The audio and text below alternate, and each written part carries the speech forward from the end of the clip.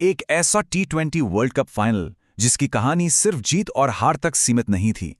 ये वो कहानी है जहां भारत ने ना सिर्फ ट्रॉफी उठाई बल्कि सरहद पार से पाकिस्तान के कुछ सबसे बड़े क्रिकेट लेजेंड्स का दिल और सम्मान भी जीता। चलिए आज इसी शानदार जीत और उस पर आई जबरदस्त प्रतिक्रियाओं की बात करते हैं।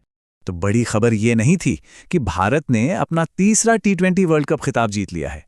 नहीं, असली कहानी तो वो थी जो इस जीत के बाद हुई, जब पाकिस्तान के क्रिकेट के दिग्गजों ने तारीफों के पुल बांध दिए।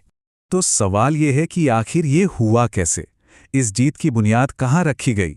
इसकी शुरुआत हुई थी अहमदाबाद के नरेंद्र मोदी स्टेडियम में, एक ऐसे बल्लेबाजी तूफान से जिसने मैच की किस्मत पहली पारी में ही लिख दी थी। जरा सोचिए, वर्ल्ड कप का फाइनल, लाखों लोगों का प्रेशर और स्कोरबोर्ड पर 255 रन, वो भी सिर्फ 20 ओवर में। ये कोई स्कोर नहीं था, ये एक पहाड़ था जिसे देखकर ही न्यूजीलैंड के हौसले पस्त हो गए होंगे।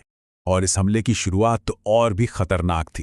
पहले 6 ओवर यानी पावर प्ले में ही भारतीय ओपनर्स ने 92 रन ठोक दिए, मतलब हर ओवर में 15 से ज्यादा रन। यहीं से मैच की टोन पूरी तरह सेट हो चुकी थी। और कमाल की बात यह है कि यह किसी एक खिलाड़ी का शो नहीं था, यह एक जबरदस्त टीम एफर्ट था। एक तरफ संजू सैमसन ने 89 रनों की पारी से पारी को संभाला, तो दूसरी तरफ अभिषेक शर्मा और ईशान किशन ने तूफानी 50 लगाई। और आखिर में शिवम दुबे के 8 गेंदों पर 26 रन, जिसने पारी को वो परफेक्ट फिनिशिंग टच दिया।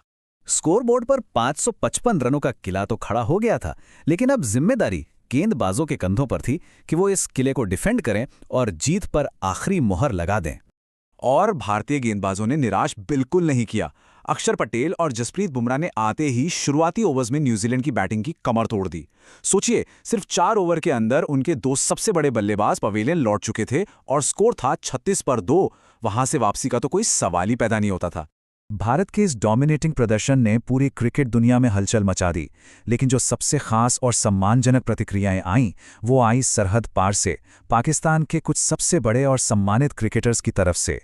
खुद रावलपिंडी एक्सप्रेस शोएब अख्तर ने इसे सबसे यादगार टी20 फाइनल्स में से एक बताया।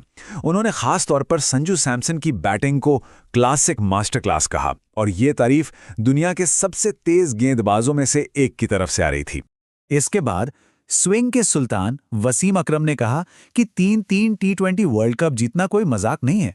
उनके हिसाब से ये एक चैंपियन टीम के अनुशासन और उसके अटूट कॉन्फिडेंस का सबसे बड़ा सबूत है, जो खुद अपनी विस्फोटक बल्लेबाजी के लिए बूम बूम के नाम से जाने जाते हैं। शाहिद अफरीदी, उन्होंने भी भारतीय बल्लेबाजों के निडर अप्रोच की जमकर तारीफ की।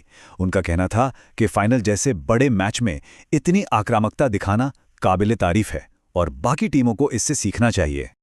और बात यहीं खत्म नहीं हुई।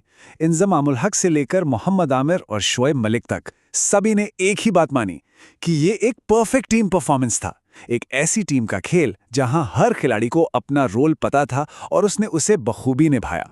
तो आखिर में ये जीत सिर्फ एक और ट्रॉफी के बारे में नहीं थी, ये उस सम्मान के बारे में थी जो एक जबरदस्त परफॉर्मेंस के बाद मिलता है। और जब ये सम्मान आपके सबसे बड़े राइवल्स की तरफ से आए तो वो और भी खास हो जाता है।